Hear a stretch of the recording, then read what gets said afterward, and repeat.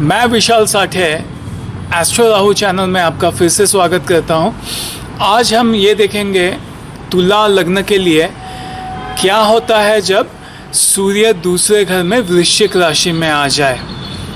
अगर आप ये एपिसोड अंग्रेज़ी में देखना चाहते हैं तो एस्ट्रो राहु इंग्लिश चैनल को सब्सक्राइब करें, वहाँ पे जाएं। और अगर आप आयुर्वेदिक जड़ी बूटियों के पहचान और फ़ायदों में रुचि रखते हैं तो मैं एक हेल्थ चैनल चलाता हूँ, उसको सब्सक्राइब कीजिए। तो आगे बढ़ते हैं। तुला लग्न के लिए सूर्य जब दूसरे घर में वृश्चिक राशि में आ जाता है तो क्या होता है। एक बात समझने जैसी है कि कुंडली में सूर्य जिस भी घर में हो वहाँ पे जो जातक है उसको ऐसा महसूस होता है कि उसका हक है उस घर को लेकर के जो भी चीज़ें हैं उसे पाने का, उसका जन्म सिद्ध अधिकार है। क्योंकि ऐसा इसलिए होता है क्योंकि सूर्य राजा है और सूर्य जिस भी घर में आ जाता है उस घर में वो खुद को राजा समझता है और उस घर की चीज़ें उसको स्वाभाविक ढंग से आराम से मिलनी ही चाहिए, ऐसा उसकी इच्छा होती है, ऐसा उसका मानना होता है। तो यहाँ पे सूर्य दूसरे घर में है और धन संपदा जो है और सेविंग्स है उसको लेकर के जो सिक्योरिटी है उस पे जातक ये समझता है कि उस पे उसका जन्म सिद्ध अधिकार है। और सेविंग्स को लेकर के, धन को लेकर के उसकी बड़ी तीव्र इच्छा होती है। और इसमें दो तरह के मैंने व्यक्ति देखे हैं। एक व्यक्ति थोड़े से कुछ केसेस में मैंने देखे हैं जो कि नेगेटिव होते हैं, जिनका स्वभाव अच्छा नहीं होता है और वो धन को लेकर के बड़ी लालसा रखते हैं। कभी कभी ऐसा होता है, हमेशा नहीं। और उनको हमेशा धन छिन जाने का डर लगे रहता है और धन को बचाए रखने के लिए और खुद के लिए रखने के लिए वो फैमिली के अंदर दूसरे भाई बहनों के साथ या दूसरे सगे संबंधियों के साथ छल कपट भी कर सकते हैं, या फिर दोस्तों के साथ पैसा कमाने के लिए या फिर अच्छे अपॉर्चुनिटीज़, धन कमाने के अपॉर्चुनिटीज़ पाने के लिए दोस्तों के साथ भी छल कपट कर सकते हैं। ऐसा मैंने कुछ केसेस में देखा है। ये इसलिए है क्योंकि यहाँ पे सूर्य बैठा है दूसरे घर में और दूसरे घर से धन देखा जाता है और ये वृश्चिक राशि में बैठा हुआ है। और सूर्य यहाँ पे 11वें घर का स्वामी है। 11वें घर से यार दोस्त और बड़े जो भाई बहन हैं वो देखे जाते हैं और नेटवर्क सर्कल देखे जाते हैं, वो ग्रुप देखा जाता है, वो लोग देखे जाते हैं जो कि जातक को अच्छे अपॉर्चुनिटीज़ दिलाए और जिससे कि जातक आगे बढ़ सके और धन कमा सके। ऐसे लोग, ऐसा सोशल नेटवर्क देखा जाता है 11वें घर से।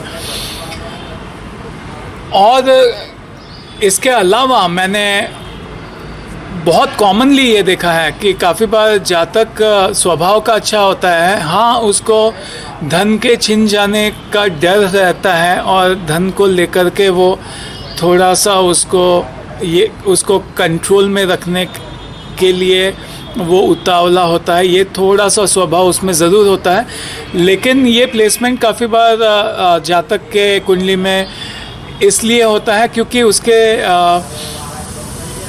उसके लाइफ में, ज़िंदगी में कुछ ना कुछ ट्रेजेडी हो जाती है। ये ट्रेजेडी काफ़ी बार मैंने दो तरह की देखी है, दो तरह की दुर्घटनाएं उसके ज़िंदगी में घटती हुए मैंने देखी है, जिससे कि उसको धन में नुकसान होता है।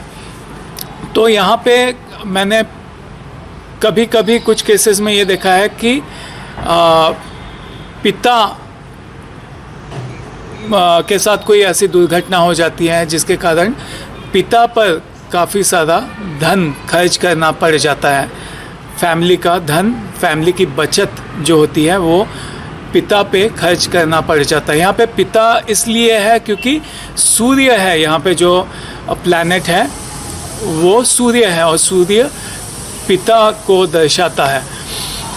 तो काफ़ी बार इसमें काफ़ी बार मैंने इस तरह की घटनाएं भी घटती हुई देखी है जहाँ पे पिता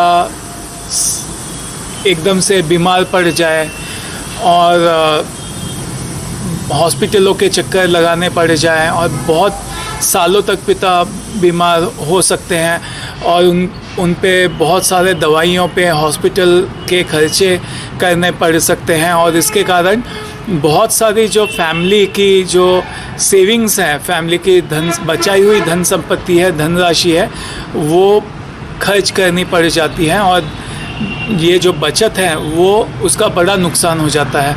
या फिर मैंने ये भी देखा है कि काफ़ी बार जातक का जो बड़ा भाई होता है या बड़ी बहन होती है, उनका स्वभाव ठीक नहीं होता है और उनका स्वभाव इस तरह का होता है, कपटी होता है, या फिर उनका स्वभाव इस तरह का होता है कि वही सारा फैमिली का धन ले लेना चाहते हैं, हड़प कर लेना चाहते हैं या उस पर वो खुद का कंट्रोल करना चाहते हैं। और जातक को काफ़ी बार ऐसा लगता है, इस बात से वो दुखी होता है कि मेरे बड़े भाई ने या मेरे बड़े बहन ने कुछ इस तरह से चीज़ें की जिससे कि फैमिली का धन उन्होंने हथिया लिया या फिर ज़्यादा धन उन्होंने ले लिया और मुझे कम धन मिला। या फिर कुछ सिचुएशंस में मैंने ऐसा भी देखा है कि छोटा भाई होता है या छोटी बहन, उसका स्वभाव ऐसा होता है कि वो धन पे कब्ज़ा कर लेता है या धन पे कब्ज़ा कर लेती है। लेकिन यहाँ पे जो छोटा भाई या छोटी बहन होती है, वो बिहेवियर में वो इस तरह से, उनका व्यवहार इस तरह का होता है कि वो खुद को बड़े भाई की तरह या बड़े बहन की तरह व्यवहार करते हैं और इसलिए ये प्लेसमेंट मैंने काफ़ी केसेस में देखा है। तो इसमें जो 3 तरह के मैंने सिनेरियोज डिस्कस किए हैं, वो उसमें से एक्चुअली क्या चल रहा है ये जानने के लिए पूरी कुंडली देखनी पड़ेगी और पूरी कुंडली देख करके ये पता लग जाता है कि एक्चुअली क्या चल रहा है। क्या जातक खुद, उसका स्वभाव ऐसा है, ख़राब है कि वो सारा धन खुद के लिए रख लेना चाहता है, या फिर क्या पिता के साथ कुछ ऐसी दुर्घटना घटी है, या क्या बड़े जो भाई है या बहन है उनका स्वभाव ख़राब है और वो पैसा हथिया लेना चाहते हैं। तो ये क्या चल रहा है, इसके लिए पूरी कुंडली और स्पेशली जो सब चार्ट्स है, रेकेना चार्ट है और जो द्वादशमम चार्ट है, जो माता पिता का चार्ट है, ये सब देख करके आराम से पता लग जाता है कि एक्चुअल हकीकत क्या है। तो ये इस प्लेसमेंट को लेकर के मेरे ऑब्जर्वेशंस थे, मेरे अनुभव थे जो मैंने इस एपिसोड में डिस्कस किए। तो अगर आपको ये वीडियो पसंद आए तो इसे लाइक कीजिए और अगर आपने एस्ट्रो राहु हिंदी चैनल को अभी तक सब्सक्राइब नहीं किया है तो सब्सक्राइब कर लीजिए। अगले एपिसोड तक विशाल साठे को दीजिए इजाज़त। बाय।